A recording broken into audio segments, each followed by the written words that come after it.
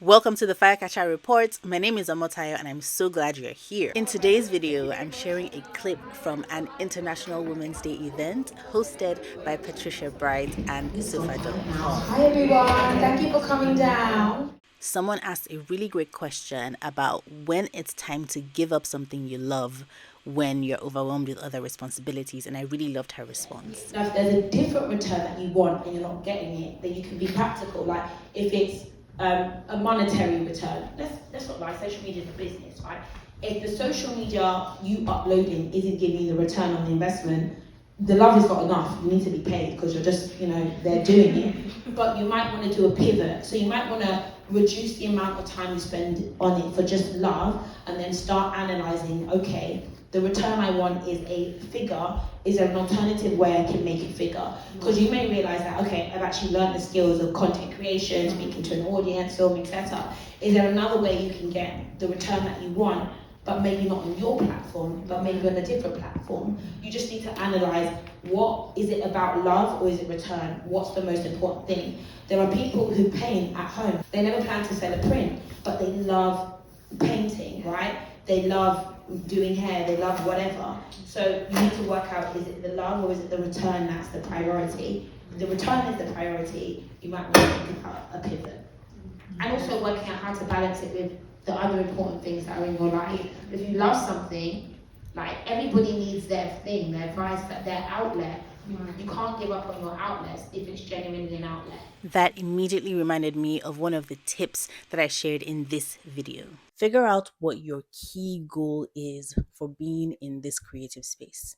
Are you here because you want to earn money primarily, or are you here because you want to express yourself? It's so important to be honest with yourself about why you want to create, because this is one of the first things that will give you clarity on what your approach is going to be further down the line in your career. But one of the highlights of the event was meeting this lovely lady, Desiree of Little Omo, who was kind enough to chat with me. Congratulations. So my name is Desriee and I am the founder of Little More. It's an inclusive educational brand providing learning materials and toys while teaching all children about diversity through play. It's the first Black owned and inclusive toy brand to be stocked in Selfridges in London. Yes. So I started because I was gifted some flashcards for a friend and they had predominantly white characters in them. So I wanted products that basically represented my son. And that was something that I felt was really, a gap in the market. There wasn't anything that looked like me or looked like my son. And I really wanted to create that for him and for all children as well. I remember probably the first year of when I started my business, I reached out to Selfridges and I got no reply on LinkedIn. I messaged them and said, hi, I would love my brand to be in Selfridges. I got no response. And then a year later, I got back in contact with them and they were really interested and told me they had been watching the brand. And basically that's how it got there. So a year and a half after that. So yeah.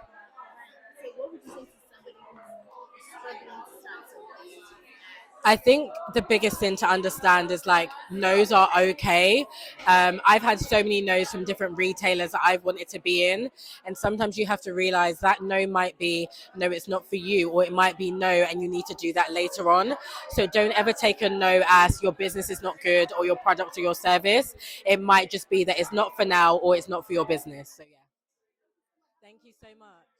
So you can find me on Instagram. My Instagram is Desriee Asomuyide, and my business is Little Omo _ and also our website, which is www.littleomo.com. Isn't it funny how you can hear the same wise words over and over, but it doesn't hit you until you're in the place where you're ready to receive it and implement it? And you touched on it earlier about how important it is to break the stigma around it. You're talking about money, you're talking about our salaries openly. Yes, please, please, please, please. I'd love to actually ask the audience maybe later on, like, why are women embarrassed, like, to talk about money? And I think that the thing is that we don't get our status from how much we earn. Like men, they get status from being the baller. Like, I got money, I got diamonds or whatever they got. I don't know, whatever, right? And like, they look a certain way, whereas we're not more valuable as women in the market if we have more money. Our value is often from attraction and how good we look, which I think is also so dead. But because that's not, if anything, as a woman who earns too much, sometimes we don't even look good. We're like, oh, she's too much for me. Like, so we don't really talk about it because we don't get our value from it. But I do think as communities, especially as women are becoming more independent and they're earning more, being able to speak to your friends and your network in a non-competitive way is important to work out where you can make changes, where you can get tweaks, how you can get salary increases, and just feel more comfortable about what's available to you. Happy International Women's Day. Thanks again for watching, and I'll see you in the next one.